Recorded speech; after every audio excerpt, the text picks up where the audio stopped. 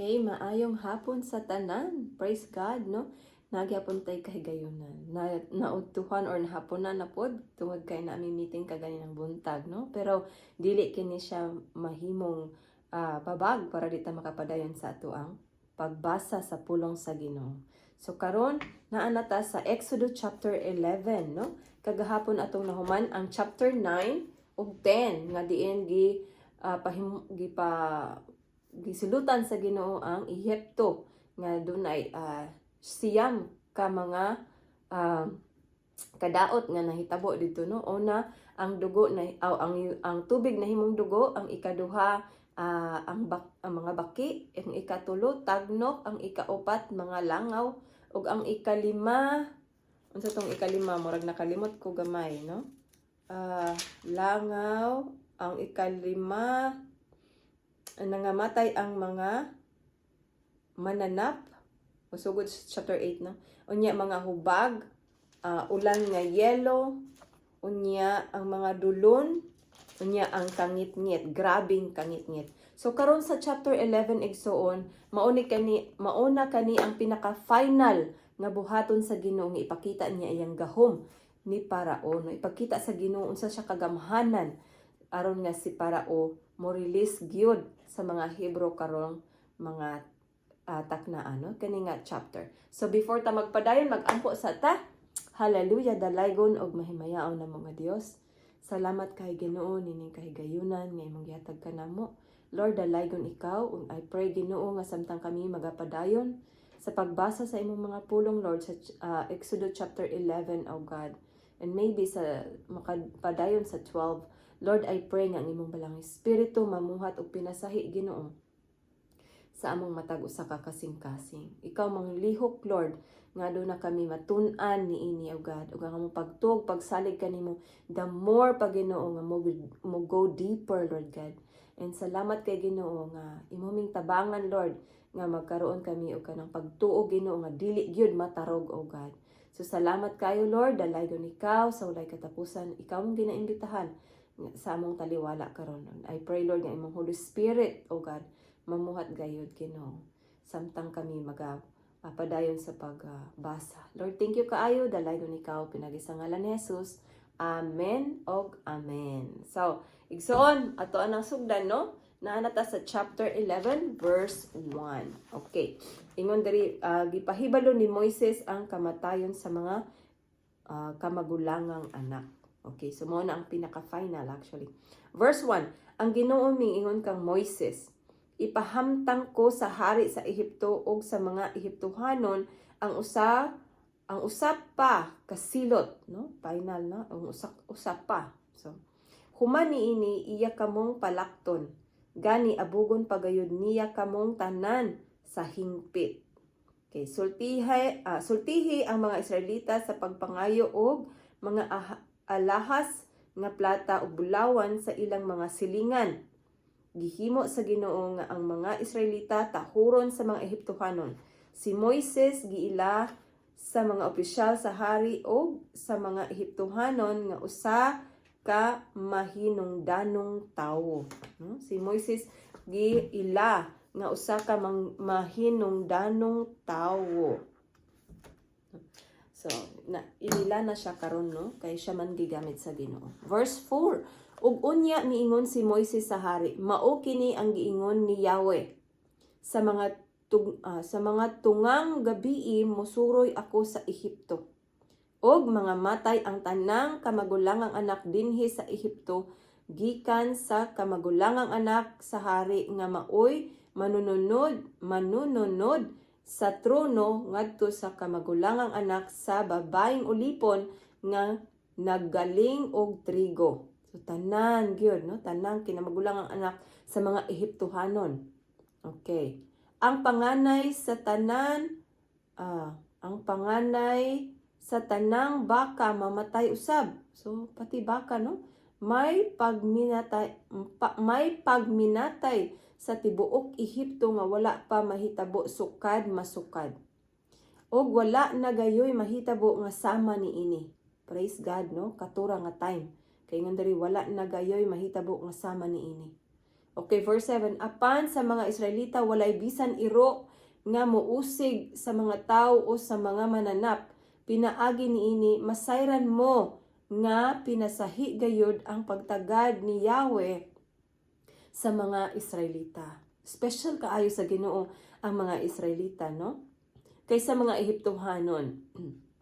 Okay. Og kining tanan mong mga opisyal moduol kanako og muyukbo sa akong atubangan nga mag-ingon.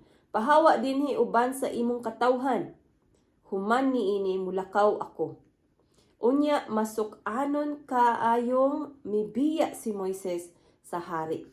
Okay, verse 9. Ang Ginoo miingon kang Moises, dili mamati kanimo ang hari aron himuon ko ang dugang nga mga milagro diha sa yuta sa Ehipto. Verse 10. Gihimo ni Moises og ni Aaron kining tanang milagro sa atubangan sa hari apan gipagahi gihapon ni Yahweh ang kasing-kasing sa hari ug wala niya tuguti ang mga Israelita pagbiya sa iyang nasod. Okay, so verse 12, no? Ang pagsaylo. Verse 12, chapter 12, no? Chapter 12. Ang Ginoo miingon kang Moises o kang Aaron didto sa Ehipto. Kining bulan na mao ang unang bulan sa tuig alang kaninyo. Ipahibalok sa tibuok pundok sa Israel nga sa ikapulong adlaw niining bulana kinahanglan nga ang matag pangulo sa panimalay magpili og nating karnero o nating kanding alang sa iyang pamilya, usa ka mananap matag panimalay. Kung gamay ra kaayo ang pamilya ug dili makahurot pagkaon sa usa ka mananap, tabangan kini pagkaon sa duha ka panimalay nga managsilingan sumala sa gidaghanon sa namuyo sa matag panimalay. Okay. Bahin-bahin na ang mananap sumala sa makaon sa matag tawo. Makapili kamo karnero o kanding apan kinahanglan nga wala kini tatsa, no? Kinahanglan limpyo gyud, no? Dili masakiton. Okay. Laki kini og usa ka tuig ang kagulangon, no? So isa ka tuig ang dapat ang ilahang kanang kuhaon nga halad nga walay tatsa, no? Kanding or karnero. Verse 6, andama kini hangtod sa 14 ka adlaw sa bulan nga maoy panahon nga ang tibuok Israel mag-ihaw mga mananap pagkagabii. Okay, so verse 7. Unya magkuha sila dugo og ipahid diha sa duha ka haligi sa pultahan og sa ibabaw sa pultahan sa mga balay diin kanon ang mga mananap. Verse 8. Ni adtong gabhiuna aslon ang mananap og kanon uban sa pan nga walay patubo og sa mga utanon nga pait. Verse 9, ayaw pagkaon sa bisan unsa niini nga hilaw o sinabaw. Asla gayud ang tibuok mananap uban sa ulo, sa tiil og sa mga sulod sa ginhawaan niini. 10. Kan-an ninyo kini og ayaw pabuntagi bisag diutay niini. Kung may masalin, sunuga kini. Inigkaon ninyo niini kinahanglan nga magbakos kamo. Magsulob sa inyong sandalyas o magkupot sa inyong sungkod og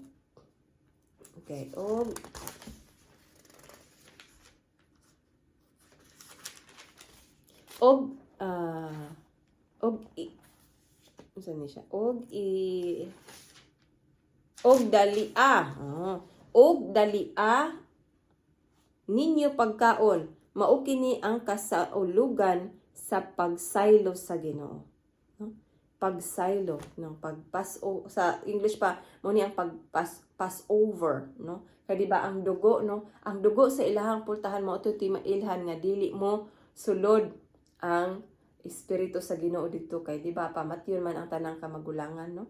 Nga mga anak, no?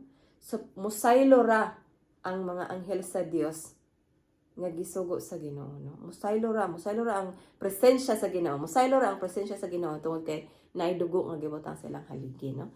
12. Okay. So, na ko na remember. Kanang dugo nga gikan bitong Passover. Ang kuan na sa Old Testament man ano, sa New Testament actually ang dugo ni Hesukristo mao ang pinaka-final, no?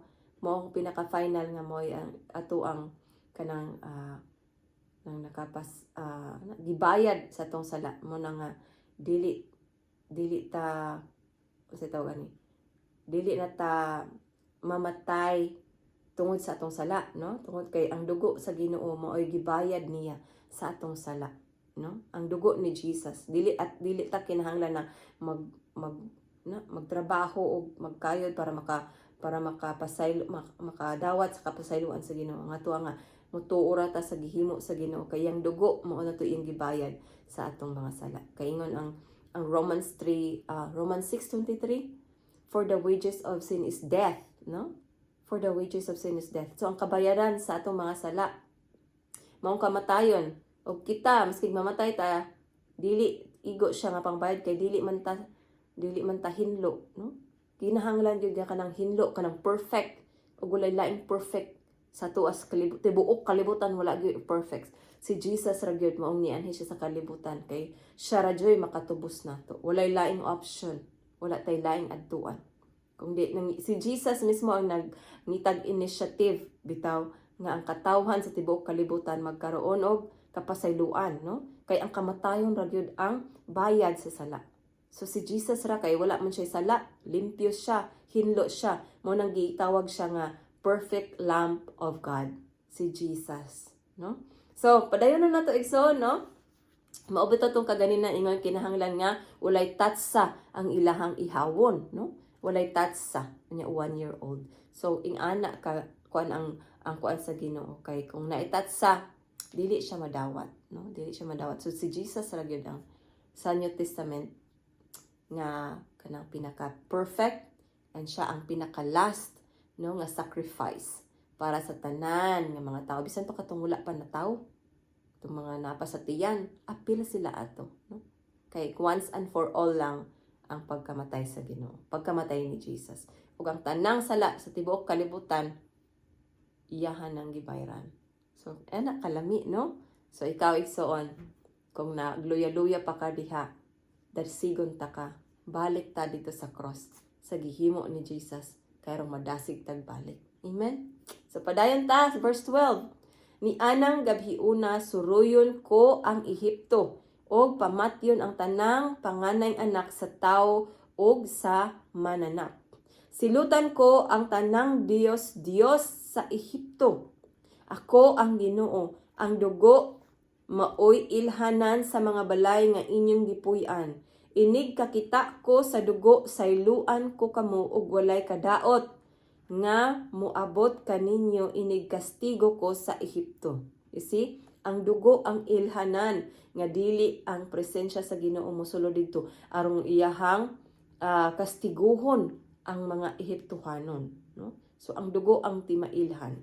Okay, verse 14. Kining adlawa mahimong halandumon alang kaninyo, sa uluga ninyo kini og sa tanan ninyong kaliwatan aron pagpasidungog sa Ginoo. Himuon kini ingon nga tulumanon sa tanang panahon. Okay, so verse 15. Sulod sa 7 ka adlaw pan nga walay patubo ang inyong kanon. Okay, sa unang adlaw kuhaan ninyo ang tanang patubo sa pan nga anaa sa inyong mga balay. Kay kun may mukaon og pan nga may patubo sa bisan unsang adlaw gikan sa una hangtod sa ikapitong adlaw, so 7 days, no? Dili na siya isipon nga sakop sa akong katawhan. Wow, ing ana ka stricto ang ilahang kuan sa una, no, nga kinahanglan jud mo mosunod gyud, no? Mosunod gyud sa mando sa Ginoo kay kung dili wala na sila ilabot sa iyang katawhan, no? So kailangan ilang kaunon kanang pan nga walay patubo. Okay. So asa na to? Okay, verse 16. Sa una og sa ikapitong adlaw pagtigom kamo aron pagsimba kanako pagsimba ka nako, dili kamo magtrabaho ni anang mga adlaw. Apan makahimo kamo paghikay og pagkaon alang sa tanan. Verse 17. Himuan ninyo kining kasaulugan sa pan nga walay patubo. Kay niining adlaw gipagawas ko kamo sa Ehipto sa ulugan ninyo og sa tanan ninyong kaliwatan kining adlaw, ingon nga tulumanon sa tanang panahon. Okay.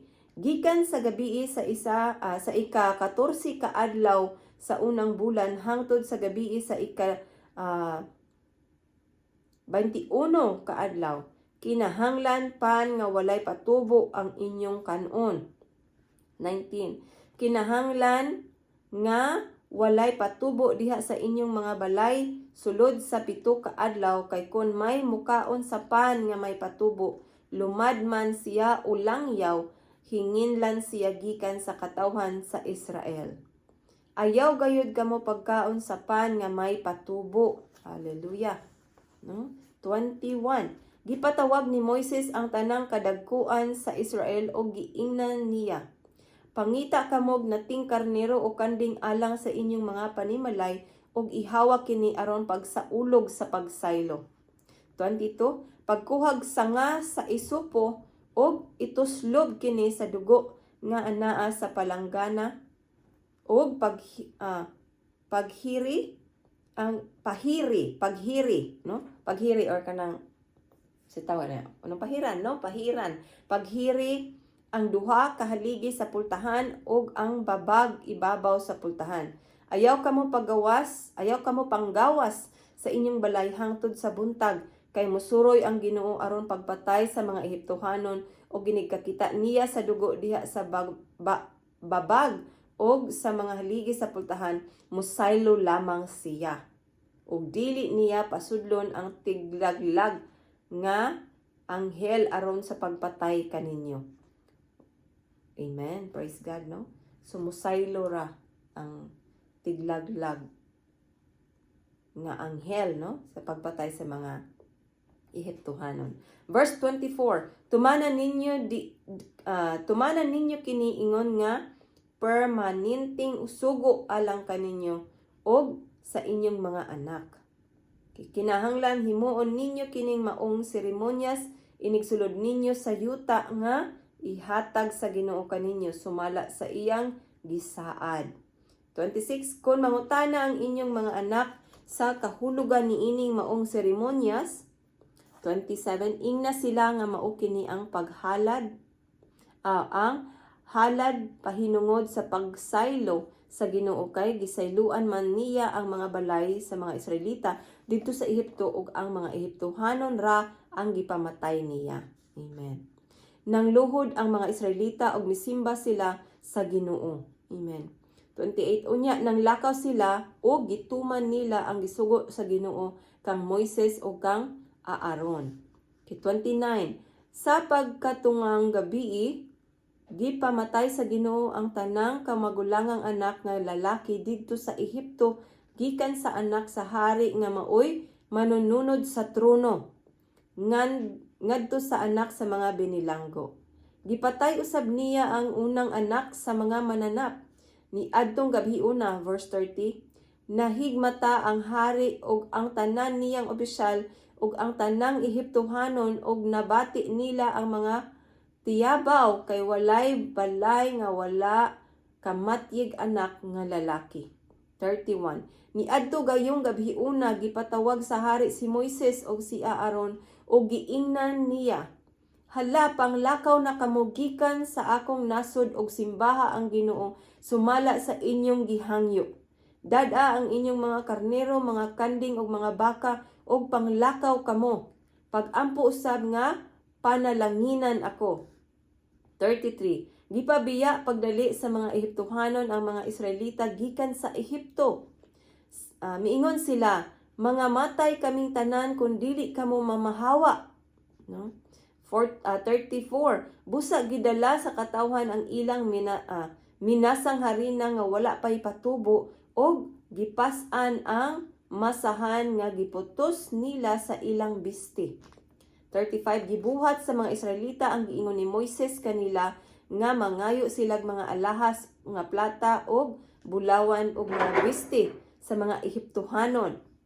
36 gihimo sa Ginoo nga motahod ang mga Ehiptohanon sa mga Israelita busa gihatag nila ang gipangayo sa mga Israelita, no?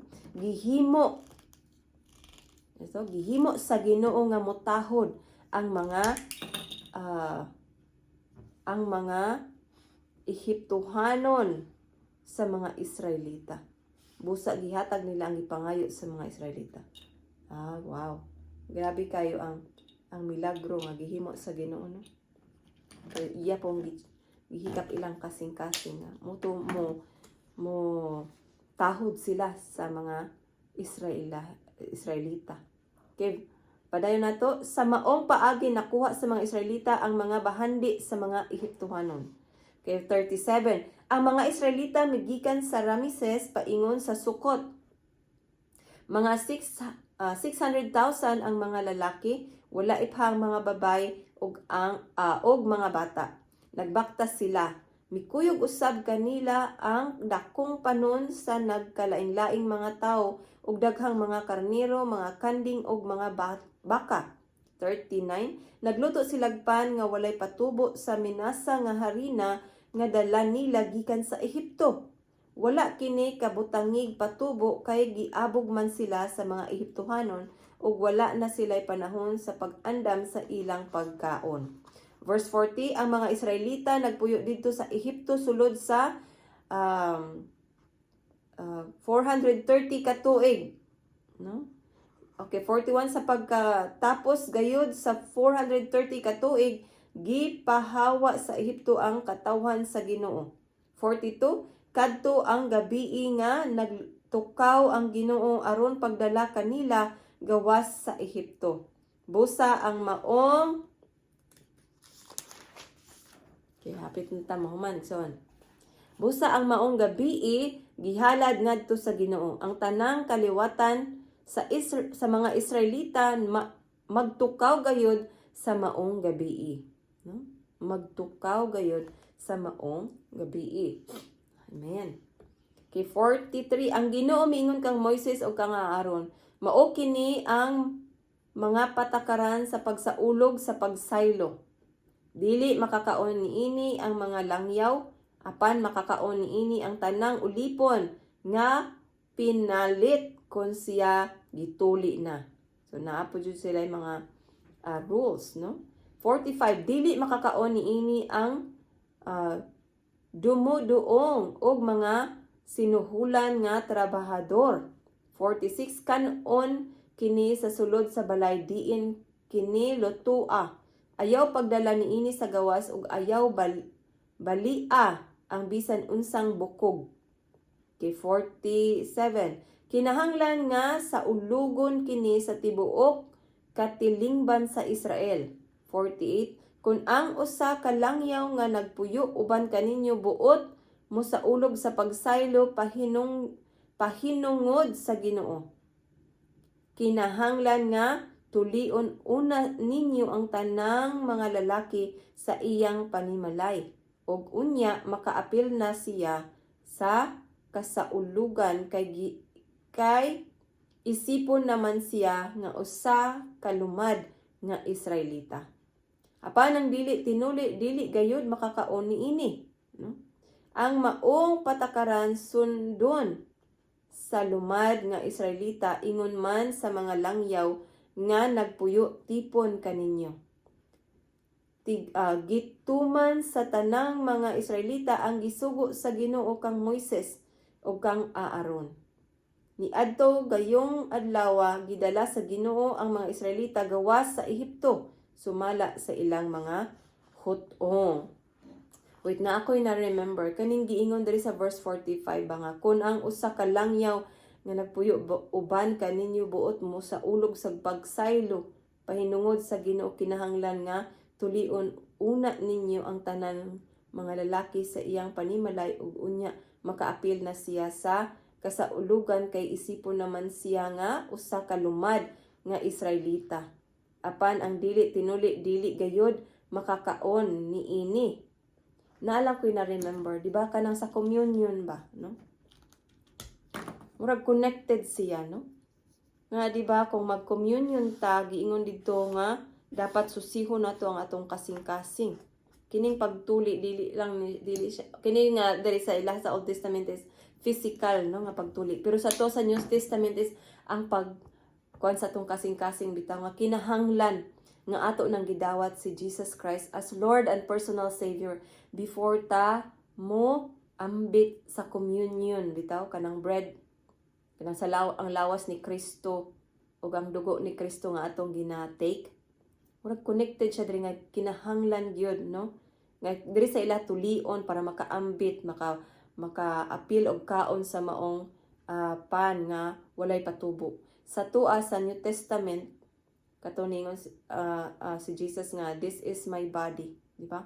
Ingon dito sa I think sa 1 Corinthians 11:26, 27, ningon dito nga dapat sutao na to atong kasing-kasing first kay basin na atay mga tinipigan diyang mga sala nga wala pa nato na confess, dili gyud ta mo inom or di gyud ta mo ambit anang communion hangtod dili ta makapangayog pasaylo daan, no? Kay kung mo inom ra ta nga murag wala lang bitaw, mo na ingon dito nga mo nang daghay nagmasakiton, no? Kay imbes nga maka-heal ang makaayo ang pag-join sa communion bitaw nya kay wala man na confess, kailangan gyud nga mag-confess gyud ta, no? Repentance and forgiveness is preached through Jesus Christ para naay kapasayloan. Unya kung ato na nang mahimo nya kita mo ambit sa communion, then atong madawat ang tinuod nga kaayuhan. Igsuon, usa lang na siya kapahinomdom. So salamat kaayo sa imuhang pagpadayon, no? Sa ato ang pagpadayon nimo og paminaw or pagduyog sa kuang pagbasa sa Biblia sa matag adlaw. So thank you kaayo igsuon, dalaygon ng Dios sa walay katapusan hangtod sa sunod higayon. Amen. Praise God.